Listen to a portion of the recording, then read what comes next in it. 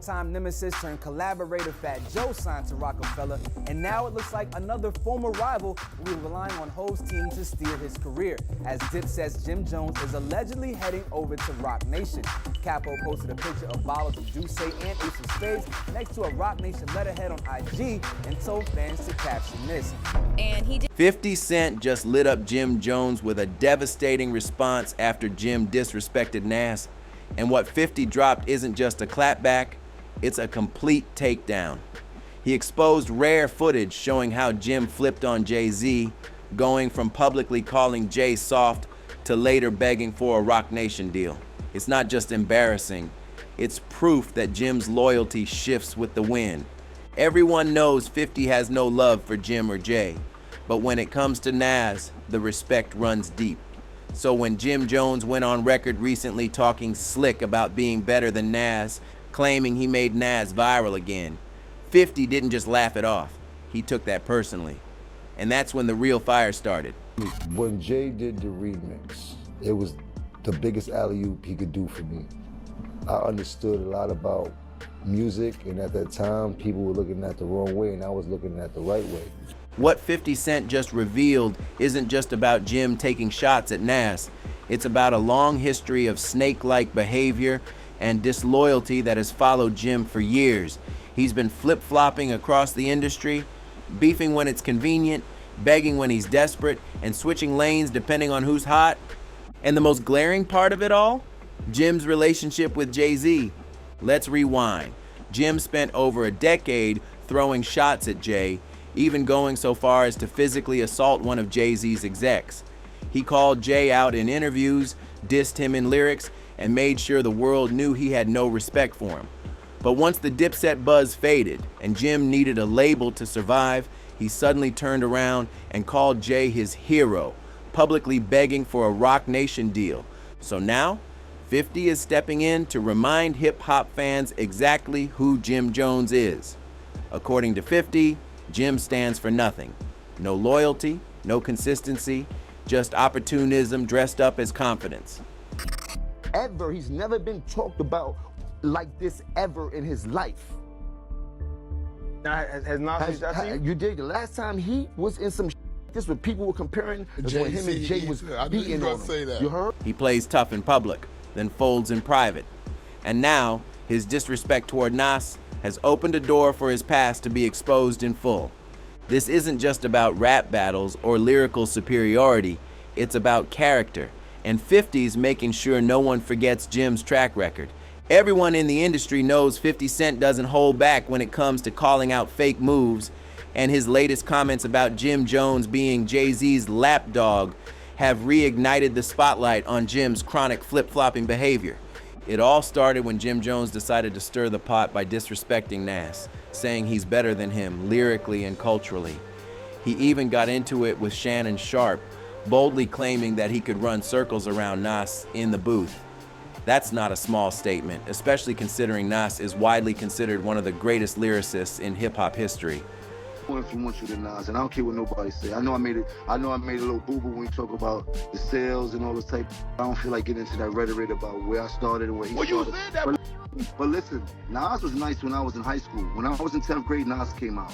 Nas was dope. We appreciated him. He had a little bit of run. But Nas always came up second to Jay and DMX and all these other people. But lyrically, I'm gonna keep it a stack with you. Yeah, but look how you dress. Look how you dress. You don't even be in the same places I be in. The things that we listen to. I can be in the church house. You can't ever Nas lyrics. I don't know who told you that. Now look, I know you on that good stuff, but you're not seeing Nas. You're not seeing Nas, bro. Let's be real. You got a bunch of 40 and 50-year-olds in their panties because I said I'm better than Nas. It don't matter. Look at you. Hey, I will run circles around Nas rapping right. I will run circles around Nas rapping right now. Right now, I will run Saturn around Nas right now rapping. Everybody knows that. And while Jim wasn't backing down either. He doubled down on his comments, bragging that he made Nas relevant again for the first time since Nas beefed with Jay-Z. And just like that, Jim dragged Jay-Z into the conversation, opening the door for more backlash. And when Jim brought Jay into it, you already knew 50 Cent was going to respond. But 50 didn't just respond, He clapped back with receipts. 50 posted an old clip of Jim Jones at Roc Nation's headquarters, looking giddy and eager, practically starstruck. The caption, "Vintage 50." He wrote, "Someone asked me if I have more enemies than friends. I thought about it and said, yes, poor me. I'm suffering from success, LOL. At first glance, it might seem like another petty jab. But when you dig into the history between Jim and Jay-Z, it becomes clear this post wasn't random. It was strategic." It sounds like he wanted to do one with 50 Cent. That's what it sounds like. It sounds like Jim. Nah, I don't want to do nothing with that sucker. You heard?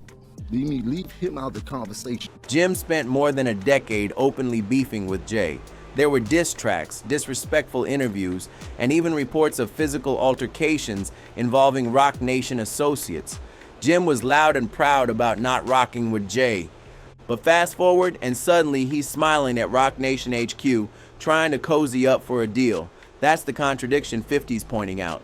The same guy who said he'd never align with Jay is now calling him a hero.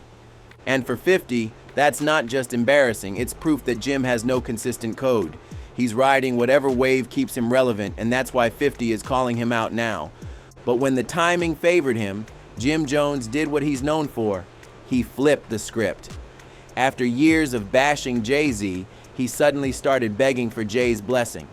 And that's exactly the point 50 Cent is highlighting. Jim's recent diss toward Nas isn't just reckless, it's shining a spotlight on his long, shady history of industry betrayal. But to really understand how Jim went from attacking Jay-Z to trying to sign under him, you have to rewind to where it all began. It started in 2002 when Cameron and Jim Jones were brought into Rockefeller Records by Dame Dash. Cam and Jim were supposed to bring their Harlem swag to the table, and according to Jim, Cam was promised a vice president position at the label. The only problem? Jay-Z never confirmed it publicly, and that created instant tension. Cameron told The Source that year, If I told you I was in the Roc Nation office, how would you feel about that? Huh? You think I was lying? That's clear enough for you? "I don't even know if I'm gonna take the role yet. Me and Dame are still talking about it, but I mean, I can have it, it's mine." Meanwhile, Jay told The Source something different. "That's not taking effect as of yet. I think the talk is a little premature right now." So right from the jump, there was friction, unspoken power plays, clashing egos, and a lack of trust behind the scenes. Then came the remix drama. Jay recorded a verse for Cam and Juelz Santana's breakout hit, "Oh Boy." And in his verse, he took a shot at Nas. But Cam and Jim refused to release the remix. Cam later admitted he erased Jay's verse altogether, saying he wasn't about to let Jay-Z use their moment to fuel his beef with Nas. That moment marked a clear line in the sand. Jim Jones and Cam weren't backing Jay, even though they were signed under the same label family. Instead of unity, the vibe turned to distrust, competition, and resentment. This was just the beginning of the fallout that would shape their complicated relationship for years to come. That one pivotal moment set the tone for what would become years of tension. Jim Jones and Cameron felt disrespected, like Jay-Z didn't value them or take their movement seriously. And from that point on, the sneak disses and subtle jabs began. Jim started speaking out more in interviews and on the radio, openly calling Jay out. He painted him as out of touch with the streets, too corporate, too polished, and disconnected from the raw reality of hip-hop culture. Jim made it a point to draw a clear line between what Dipset represented and what Jay stood for. He leaned heavy into that contrast. Dipset, in his eyes, was aggressive, gritty, and flashy, while Jay, he claimed, had become too comfortable in boardrooms and luxury circles. Jim wanted people to know that the streets had moved on from Jay-Z and that Dipset was the new face of what was real. Jimmy popping all that bullshit. I be seeing you, Jimmy, talking about we Gucci boo boo here in the Gucci store. Talking about we Gucci boo boo. The Black King was going up. Jimmy like, Marita Moneda. Coca-Cola. Jay at first didn't directly respond, but it was obvious to insiders that the tension inside Rockefeller was heating up. Behind the scenes, it wasn't just a label. It was a battleground of egos and shifting alliances. Then came 2006. Jim dropped We Fly High and the song exploded. The ballin' ad-lib became a national catchphrase and gave Jim his first true solo hit. Suddenly, Jim wasn't just riding Dipset's wave, he was carving his own lane. That success couldn't be ignored. Jay-Z took notice and fired back, not with words, but with a move only he could make.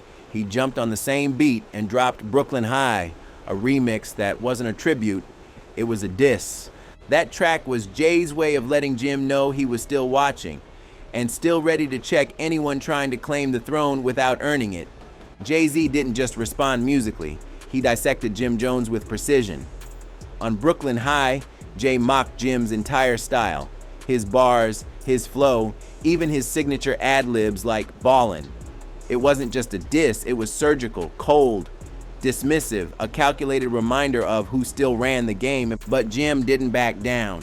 He clapped back with his own remix dubbed the Beef Mix, flipping the same beat and throwing direct shots at Jay. He called him old, out of touch, and soft, framing Jay as a legend who had lost touch with the streets. It wasn't just competition, it was disrespect turned up to max volume. What I did for Nas probably never been done for him in his life. He's never been that viral at all, ever. Then things escalated in the real world. In 2008, the beef left the studio and hit the streets. Jim was caught on security footage inside a Louis Vuitton store putting hands on someone. That person turned out to be none other than Jay-Z's longtime A&R, Lenny Santiago. It wasn't just some random altercation, it was tied directly to the ongoing tension. Jim was arrested and later pleaded guilty to misdemeanor assault. Jay-Z kept his cool publicly. No press statements, no interviews about the incident. But behind the scenes, the message was clear. This wasn't just music anymore. This was personal. A few months later, Jay sat down with XXL for an interview on the state of rap. And that's when he sent another calculated shot. When asked about the direction of hip-hop, he called out Jim directly, using his song Na Na Na Na Na as an example of how the genre was being watered down. Jay said, I mean like Jim Jones, for example, and I don't mean this because we never saw eye to eye. He made na na na na na. What's the difference between that and Soulja Boy's Smiley Face? It's the same thing. It could have been called Smiley Face. That wasn't just a critique, it was a public dismissal of Jim's entire artistic contribution. Jay was making it clear. To him, Jim's music wasn't pushing the culture forward, it was pulling it back. Maybe Jay-Z wasn't in the streets throwing punches, but he still knew how to hit where it hurt. His method? Strategic silence. And it worked. Jim Jones, who is Jim Jones? Like, he's not on anyone's top 10 list. He's not like no one's top 10 list, maybe not even his family. From 2010 to 2015, there were no diss tracks, no fights, just a cold war. No words exchanged, just quiet tension and heavy air between camps. But fast forward to 2015, and Dipset decided to stir things up. Cameron and Jim Jones dropped a freestyle over Diddy's iconic Victory beat. It wasn't subtle, they came straight at Jay-Z and Rock Nation. They mocked the infamous Rock Nation brunches, clowning them as industry puppets playing corporate games. Cam even took a subtle swipe at Beyonce, rhyming, having money don't make you a real one. You stepped on the court, you gonna play my game? Now just take Shawty's advice and say my name. It was clear. They were trying to bait Jay into stepping off his throne and back into the mud. But by then, Jay-Z had already evolved beyond rap beefs. He was building a billion-dollar empire, married to Beyonce, investing in Basquiat paintings, launching Tidal, and signing major sports clients through Rock Nation Sports. He wasn't wasting his breath on Jim or Cam anymore. Then a clip resurfaced. Jay-Z speaking on artists like Jim, trying to draw him out. He compared himself to Michael Jordan and said guys like Jim were the 8th man on the bench, loud, frustrated, and desperate to get noticed by the MVP. That was the wake-up call. Jim realized that coming at Jay wasn't just ineffective, it was embarrassing. His bars were echoing off the walls of a room Jay no longer occupied. What came next is exactly what 50 Cent's been clowning him for. Jim switched up completely. He went from throwing shots at Roc Nation to actively begging to join. And in February 2017, it finally happened. After 13 years of beef, disses, and even physical altercations, Jim Jones officially signed with Roc Nation, the very label he spent years disrespecting. And he didn't just keep it low-key. Jim went public, loudly. He started bragging about getting invited to Jay's Roc Nation brunch, the same event he once mocked as fake and soft. He praised Jay in interviews, showed up in suits, and posted photos like he'd always been part of the team. Suddenly, all that talk about staying true to the streets disappeared. He was shaking hands and flashing smiles under Roc Nation's banner. This wasn't just business, it was submission dressed up as strategy. And for 50 Cent, that was all the confirmation he needed. The same man who once mocked Jay-Z for being soft, who called him disconnected from the streets and even laid hands on his close associate, was now publicly calling Jay a role model. Jim Jones went from dissing Roc Nation suits to buttoning one up himself and walking through their doors. But here's the kicker. Jay didn't return the energy. There was no welcome party, no warm words, not even a tweet. Just one blurry photo of the two together after Jim signed with Roc Nation, and even in that picture, Jay looked like he was just checking a box. No smile, no warmth, just business. Jim had finally earned a seat at the table, but the vibe was clear. He was still on the outside looking in. Jay didn't forget those 13 years of disrespect. He didn't embrace Jim, he tolerated him. Jim might have made it into the building, but he was never going to be treated as an equal. And that's the irony. From 2002 to 2017, Jim Jones built his whole brand on not being Jay-Z. He marketed Dipset as the anti-Roc Nation, the street-certified movement built on raw energy and rebellion. Jay was the executive in the skybox. Jim was the hustler in the trenches. But in the end, all it took was one deal to flip the script. All that street loyalty vanished when the opportunity came knocking. Jim folded on everything he claimed to stand for, and Jay didn't even have to say a word. He just waited him out, took the meeting, and handed him a pen. That's exactly the point 50 Cent made when he dropped that footage. Jim spent over a decade slandering Jay, only to end up begging to be part of the same machine he once ridiculed. No loyalty, no consistency, just survival mode disguised as growth. And 50 wouldn't have even aired this out if Jim hadn't crossed the line. By coming at Nas, an icon who represents integrity in hip-hop, Jim brought this all back into the spotlight. He reminded people why his words hold no weight and why real ones still question his motives. So now, the damage is done. Jim tried to flex on Nas and got humbled by history. Will his career survive this wave of backlash? Or is this the final chapter in a long saga of contradictions? Let us know what you think in the comments. Was 50 right to call out Jim? And does Jim have any real credibility left in the culture? Don't forget to like, subscribe, and tap into the next video. We've got more heat coming your way.